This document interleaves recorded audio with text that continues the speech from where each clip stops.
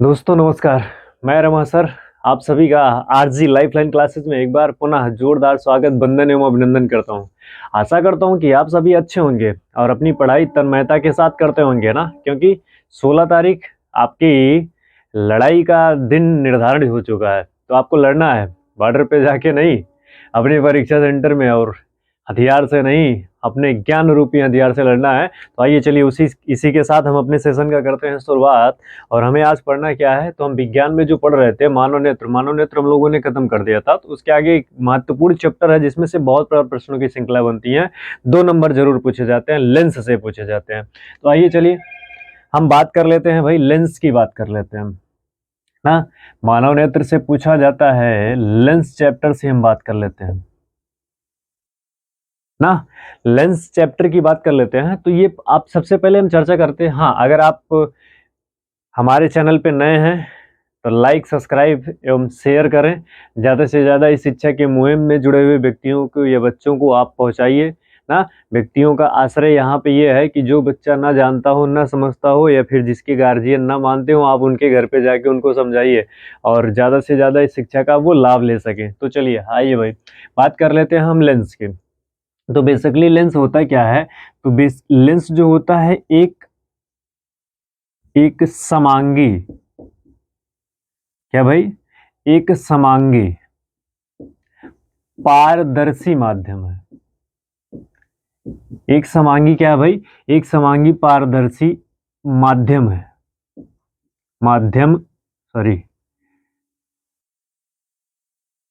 एक पारदर्शी क्या है भाई, माध्यम है। एक समांगी पारदर्शी माध्यम है जो दो वक्र पृष्ठों से घिरा होता है।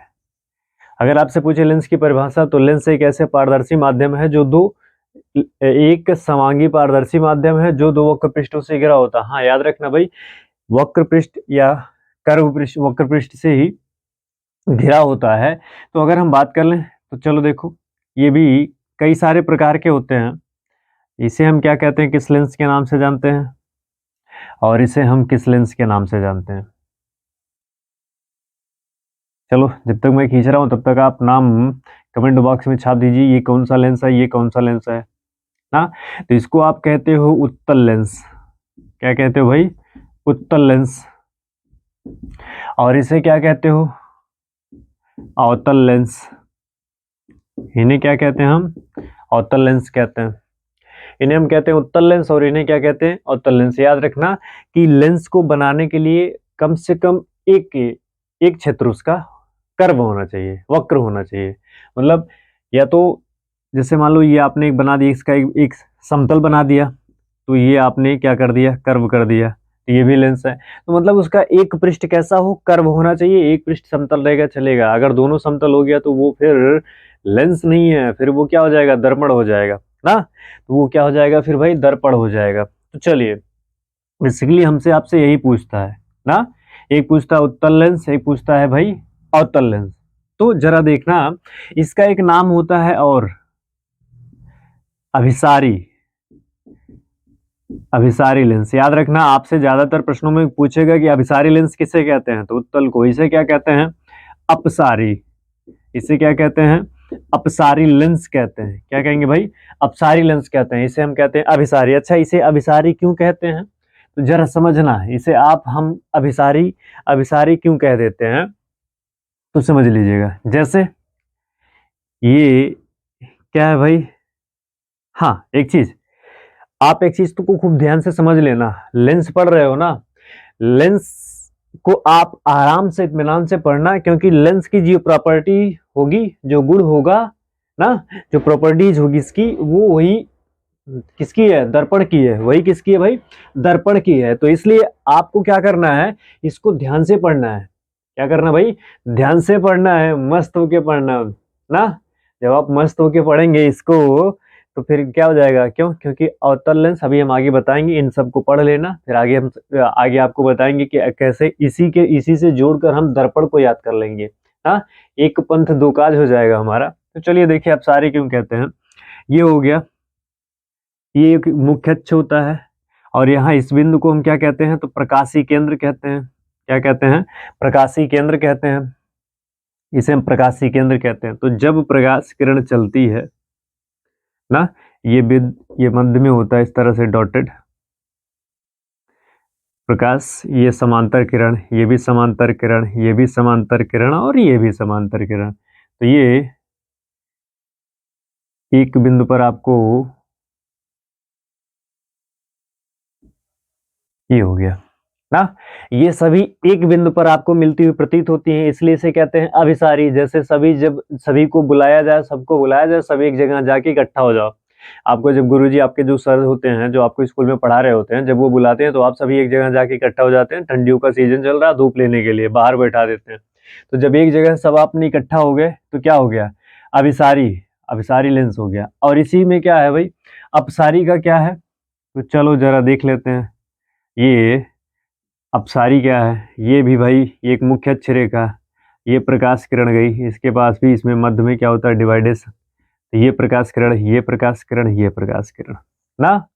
अब ये प्रकाश किरण क्या होती है, ये निकल गई, ये भी निकल गई, ये निकल गई और ये निकल गई। हाँ, तो अब ये आती हुई प्रतीत होती है ऐसे डॉट डॉट, ये किसी एक बिंदु पर, ये किसी एक बिंदु पर आती हुई क्या हो रही है भाई, प्रतीत हो रही। मतलब आप अगर देखोगे तो ऐसे लगेगा कि ये यहाँ से निकल रही हैं और निकल के क्या हो रही हैं, जा रही हैं। यहाँ से निकल कर ये क्या हो रही है, निकल जा रही है। ये भी प्रकाश किरण यहाँ से निकल के निकल रही है और ये भी प्रकाश किरण यहाँ से निकल के निकल, मतलब एक बिंदु से ये सभी जाती हुई प्रतीत हो रही हैं। एक बिंदु से क्या हो रही है, जाती हुई प्रतीत हो रही है। तो ये कौन सा लेंस हो गया, तो कौन सा लेंस हो गया, अपसारी। और ये क्या हो गया, अभिसारी हो गया ना। इतनी बात आपको समझ में आ गई, अपसारी और अभिसारी की बात आ गई। अब अगर आपसे इसमें परिभाषा पूछ ले इसकी, तो बड़ी सिंपल सी बात है, देखो यहीं पे समझना। ये किनारा है, ये किनारा है, किनारा किनारा क्या हो, पतला, किनारा किनारा क्या हो, पतला, और बीच में क्या हो भाई, मोटा। ऐसे लेंस ना जो किनारे किनारे पतला और बीच में मोटा हो, उसे हम क्या कहते हैं, उत्तल लेंस। और ये क्या हो गया भाई, किनारे किनारे ना, किनारा जो है इसका किनारा कैसा हो, ये पतला था, ये कैसा होगा, मोटा होगा। और ये बीच में कैसा है, बीच में कैसा होगा भाई, ये तो बीच में होगा पतला, ये बीच में क्या होगा, पतला। उसे हम क्या कहते हैं, उसे हम कहेंगे कौन सा लेंस, तो उसे हम कह देंगे भाई कौन सा लेंस भाई, अवतल लेंस कह देंगे ना। क्या कह देंगे, अवतल लेंस। ये आपको कॉन्सेप्ट समझ में आया, तो आपसे यहाँ से इस तरह से प्रश्न पूछेगा। अब एक अगली बात चलते हैं, हम आगे बात कर लेते हैं। ये तो अब इनका हम अंतर कर लेते हैं। आपने चित्रों के माध्यम से इन सबको समझ लिया, और इनकी यहाँ से यहाँ तक ये क्या होती है, इनकी ये फोकस दूरी होती है। और इनकी भी क्या होगी, यहाँ से यहाँ तक क्या होगी, ये फोकस दूरी, ये फोकस बिंदु है तो इनकी फोकस दूरी होगी। तो ये हमने देख लिया है ना। अब अगर हम इन चित्रों को मिटा दें, और मिटाने के बाद आपसे, अच्छा चलो लिखते हैं। देखो पहली, इन्हें क्या कहते हैं, अभिसारी लेंस। क्या कहते हैं, अभिसारी लेंस। दूसरी बात, अच्छा इसको भी लिखते चलिए, इनको क्या कहते हैं, अपसारी लेंस। क्या कहते हैं, अपसारी लेंस कहते हैं। इनका उपनाम क्या है, अपसारी लेंस। और अगर अगली बात पूछे तो देखो इस पे प्रतिबिंब कैसा बनेगा, तो प्रतिबिंब बनता है वास्तविक। कैसा बनेगा भाई, वास्तविक। और वास्तविक है तो कैसा होगा, उल्टा। और इनमें कैसा बनेगा, इनमें बनेगा भाई आभासी। कैसा बनेगा, आभासी। आभासी बनेगा तो क्या होगा, सीधा। आभासी होगा तो कैसा होगा, सीधा होगा। आगे अगर आपसे पूछ ले, तीसरी बात, वास्तविक उल्टा आभासी हो गया, ये आभासी हो गया, ये हो गया ये ना। और आगे अगर आपसे कहे तो क्या फोकस दूरी कैसी है इसकी, तो फोकस दूरी है धनात्मक।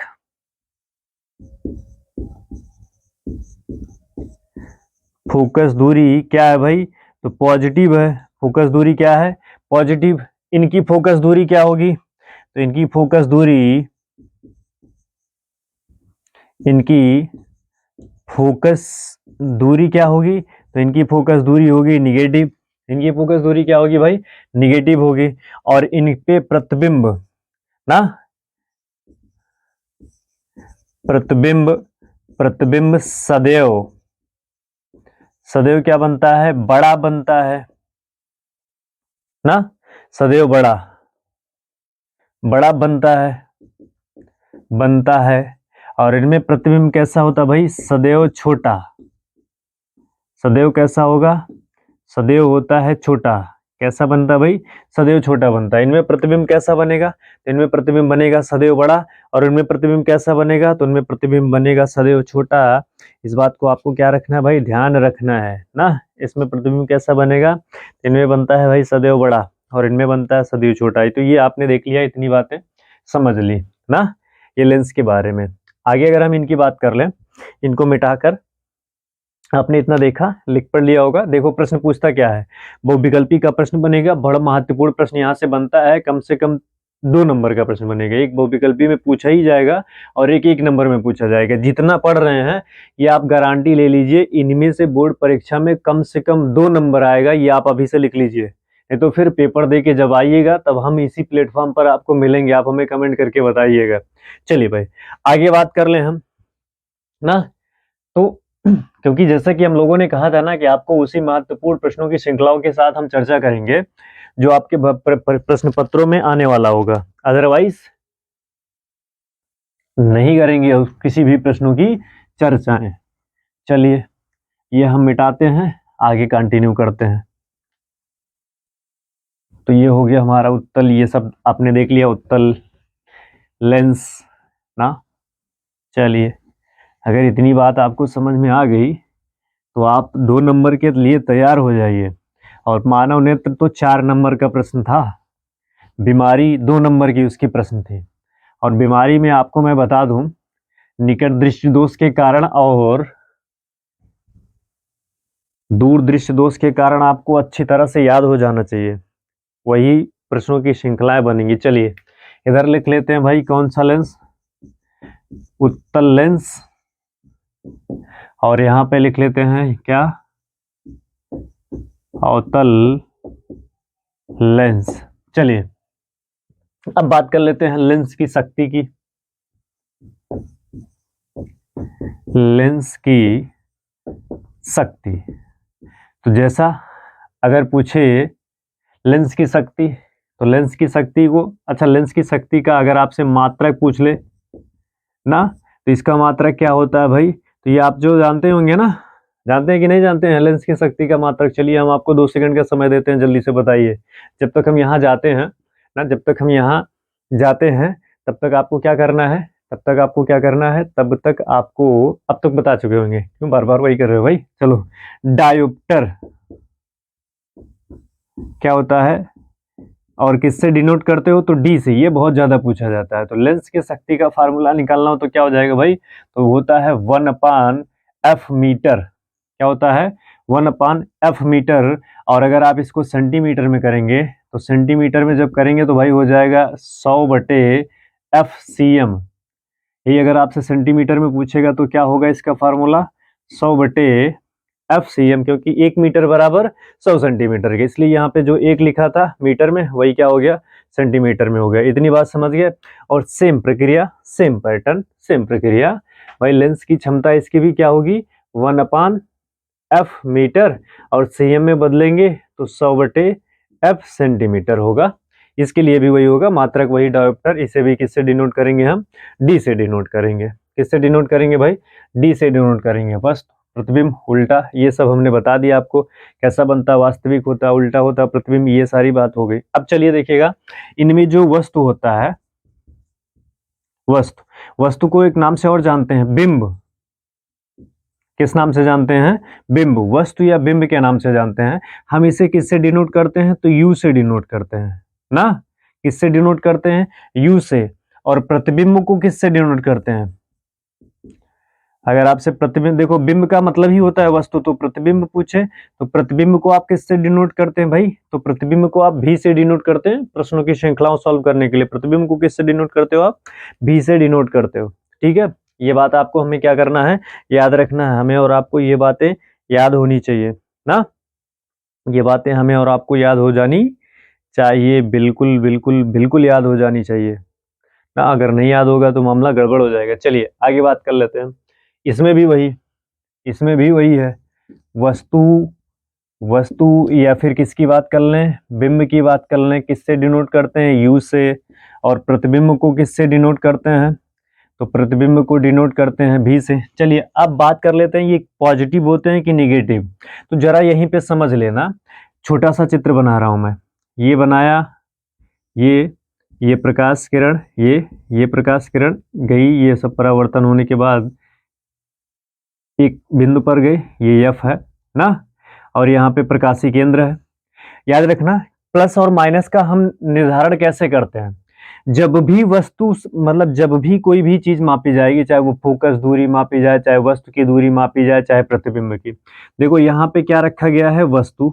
यहाँ पे क्या रखा गया है, वस्तु। और इस पे यहाँ पे क्या बन रहा है, प्रतिबिंब। यहाँ पे क्या बन रहा है, तो प्रतिबिंब बन रहा है। और जब भी मापी जाती है दूरी ना, अगर दर्पण है तो ध्रुव से, और अगर लेंस है तो प्रकाशीय केंद्र से, यहां से मापी जाएगी। तो चलिए, और एक चीज याद रखना यहीं पे, जब भी दूरी आप मापोगे किसी को तो प्रकाश की दिशा में मापना होता है।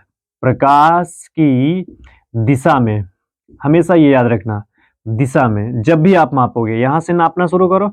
एफ इधर है, प्रतिबिंब यहाँ इधर बन रहा है, तो यहाँ से मापो, इधर जा रहे हो तो प्रकाश की दिशा में जा रहे हो। क्यों, क्योंकि प्रकाश इधर से चल के इधर आ रहा है ना, प्रकाश इधर ही तो जा रहा है। प्रकाश सारे के सारे प्रकाश किधर जा रहे हैं ना, तो प्रकाश की दिशा में माप रहे हो, यहीं से मापना है। तो ये क्या हो गया भाई, प्रतिबिंब यहाँ पे बन रहा है, तो प्रतिबिंब कैसा होगा, तो प्रतिबिंब होगा भी, यानी कि प्रतिबिंब कैसा होगा, तो होगा पॉजिटिव।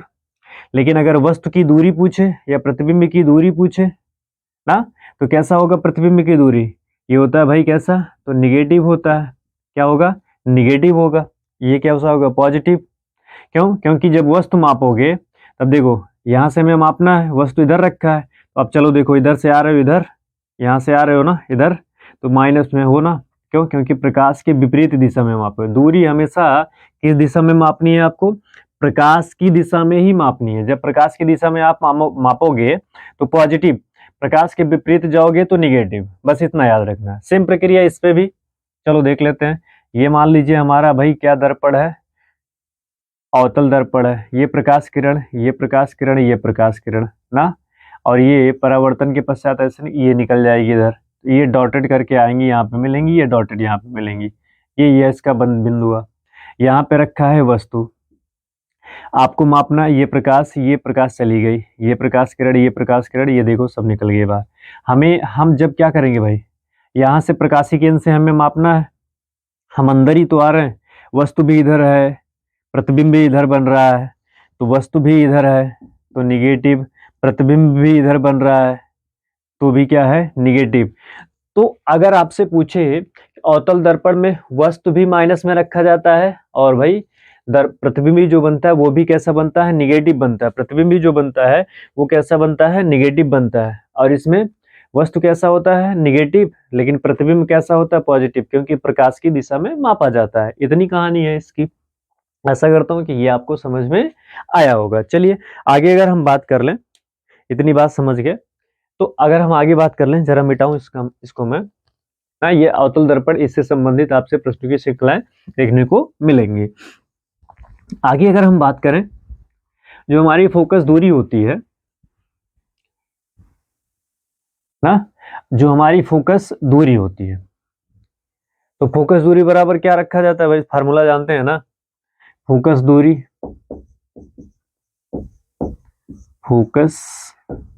दूरी बराबर क्या होता है, वक्रता त्रिज्या, वक्रता त्रिज्या बटे 2। और वक्र त्रिज्या को जानते ही है ना, तो यानी कि फोकस दूरी ना, फोकस दूरी, चलो F बराबर क्या हो जाएगा, R/2। फोकस दूरी बराबर क्या होता है, त्रिज्या का आधा कर दीजिए, फोकस दूरी हो जाएगी। लेकिन अगर आपसे क्या निकालना हो भाई, R निकालना हो, तो R बराबर क्या हो जाएगा, 2F।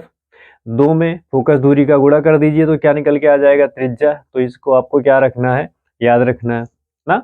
इसको हमें क्या करना है, याद रखना है। तो इस तरह से हमारे यहीं से प्रश्नों की श्रृंखलाएं हमें आपको क्या करेंगी, देखने के लिए मिलेंगी। जैसा कि हमने वीडियो को शुरुआत में आपसे कहा था कि हम एक ही साथ अवतल और उत्तल दोनों को पढ़ लेंगे, वो मतलब दर्पण ना। तो चलो देखो, यहीं पे समझना, जरा ध्यान से समझना कि कैसे समझेंगे। जितनी प्रॉपर्टी यानी कि जितना गुण उत्तल लेंस का है, इसी का उल्टा कर दीजिए। इसका उल्टा क्या होगा, अवतल, अवतल दर्पण। बस जो जो इनका गुण है वही किनका है, अवतल का है। अवतल क्या, अवतल दर्पण ना। उत्तल लेंस अवतल दर्पण के समान होता है, और जो ये अवतल लेंस है ना, अवतल लेंस का जितना कार्य, व्यवहार, शैली, विचारधारा, मतलब जो भी है, सब किसके बराबर है भाई, सब बराबर है उत्तल दर्पण के बराबर है। मतलब इनका भी प्रतिबिंब छोटा बड़ा जैसे इनका बनता है वैसे इनका बनता है। और एक चीज याद रखना, यहीं पे हम आप जान जाएं कि ये तो हो गया ना, सिमिलरिटी हो गई। अब बात कर ले हम इनमें, ये जो हमने उत्तल लिखा था, ये क्या हमारा उत्तल, ये जो है हमारा ये उत्तल लेंस है ना इधर, और वो अवतल लेंस है। तो ये उत्तल लेंस में कुल प्रतिबिंब की संख्या कितनी होती है, कुल प्रतिबिंब, कुल प्रतिबिंब, कुल प्रतिबिंब की संख्या 6 होती है ना। और वस्तु के बराबर प्रतिबिंब कहाँ बनता है, तो वस्तु के बराबर प्रतिबिंब वक्रता केंद्र पर बनता है, वक्रता केंद्र पर ना। किसके भाई, वस्तु के बराबर ना, वस्तु के बराबर क्या बनता है, प्रतिबिंब बनता है। वस्तु के बराबर प्रतिबिंब कहाँ पे बनता है, वक्रता केंद्र पर बनता है। इसे हमें खूब याद रखना इनमें।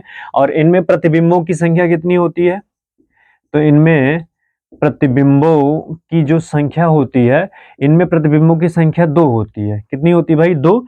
और उत्तल लेंस में कितनी होती है, 6। आपसे ये प्रश्न ज्यादा पूछेगा, कौन सा, कि वक्रता केंद्र, वक्रता केंद्र पर वस्तु, यानी कि जितना बड़ा वस्तु रहेगा उतना बड़ा प्रतिबिंब बनेगा। ऐसी घटना किस में मिलती है, तो आपको बताना पड़ेगा किस में मिलेंगी भाई, उत्तल लेंस पर मिलेंगी ना। और अवतल दर्पण भी यही प्रक्रिया है। अवतल दर्पण में भी वक्रता केंद्र पर जब वस्तु रखा जाता है तो वक्रता केंद्र पर ही प्रतिबिंब भी बनता है। और कैसा बनता है, वस्तु के बराबर प्रतिबिंब बनता है। तो मैंने कहा था ना कि एक ही साथ हम दोनों को पढ़ लेंगे, तो इसलिए याद रखना, अगर आपने उत्तल लेंस पढ़ा है तो इसका मतलब अवतल दर्पण पढ़ लिया है, और अगर आपने अवतल लेंस पढ़ा है तो इसका मतलब उत्तल दर्पण पढ़ लिया है। तो इन दोनों का मतलब एक साथ 4 टॉपिक को हमने क्या किया भाई, डिस्कस कर लिया, समझ लीजिए एक साथ 4 टॉपिक। और लेंस महत्वपूर्ण है, दर्पण से ठीक, दर्पण से पूछेगा किस दर्पण पे प्रतिबिंब बराबर बनता है, किस पे छोटा बनता है, तो किस पे बड़ा। तो मैंने बता दिया, अगर उत्तल लेंस पे बड़ा है तो अवतल दर्पण पे बड़ा होगा, अवतल लेंस पे छोटा है तो उत्तल दर्पण पे छोटा होगा। तो बराबर कहाँ बनता है, तो समतल दर्पण पे, समतल दर्पण पे प्रतिबिंब बराबर बनता है। समतल दर्पण पर प्रतिबिंब कैसा बनता है भाई, समान बनता है ना। इस बात को हमें याद रखना, बस इतना सा, इतनी सारी हमें कंडीशनें, टर्म्स और कंडीशन को हमें बिल्कुल याद रखना है। याद रखना, फिर से मैं बता दूं, यहाँ से 2 नंबर का प्रश्न 110% मिलेगा। इसलिए इस बात को ध्यान रखना, पूरे सेशन को 2 से 3 बार आप जरूर देख लीजिएगा, क्योंकि जो हमने टर्म्स में लिखाया था इनकी कंडीशन को, उनमें से प्रश्नों की श्रृंखलाएं आपको देखने की मिलेगी। और आप अपनी सफलता का क्या लिखेंगे भाई, सफलता की कहानी लिखेंगे, क्योंकि सफलता की कहानी वही लिखता है जिसके पास लिखने के लिए क्या होता है, जज्बा होता है। तो आपके अंदर है। और अगर आप ऐसे पढ़ते रहे ना तो 95 प्लस ना, 95% से अधिक आएगा, ये मैं आपसे क्या करता हूँ भाई, वादा करता हूँ। लेकिन हाँ, ऐसे आप मस्त पढ़ते रहें, मुस्कुराते हुए पढ़ते रहें तब ना। आशा करता हूँ कि जो आज का ये सेशन है ये आपको समझ में आया होगा, और अच्छे से आया होगा। नहीं आया है तो वीडियो को रिवाइज करके आप देख लीजिए, गारंटी है कि आपको समझ में आ जाएगा। यहाँ से आपको प्रश्नों की श्रृंखला देखने के लिए भी भाई मिलेगी। तो आप कमर कस के रहिए तैयार, क्योंकि आप हैं हमारे पायलट। शिक्षा रूपी रथ के कार्य को आगे बढ़ाने के लिए आपका बहुत बहुत बहुत बहुत धन्यवाद ना। और हाँ, एक बात याद रखना, इसी नाम से हमारा टेलीग्राम चैनल है, जिस चैनल पे आप पढ़ रहे हो इसी नाम से टेलीग्राम चैनल है, आप टेलीग्राम चैनल को ज्वाइन कर लीजिए। टेलीग्राम चैनल ज्वाइन करने पे आपको होगा बखूबी फायदा, यानी कि बहुत सारे फायदे होंगे आपको। क्यों? क्योंकि हम आपके लिए एक स्पेशल योजना चला रहे हैं कि क्यों? क्योंकि हम सारे पीडीएफ फॉर्मेट को आपको वहीं पे प्रोवाइड करवा रहे हैं। तो इसलिए आप टेलीग्राम चैनल हमारा जरूर ज्वाइन करें, और ताकि आपको ज़्यादा से ज़्यादा पीडीएफ फॉर्म में प्रश्न उत्तरों की श्रृंखला मिल सके, आप उसमें पार्टिसिपेट कर सकें।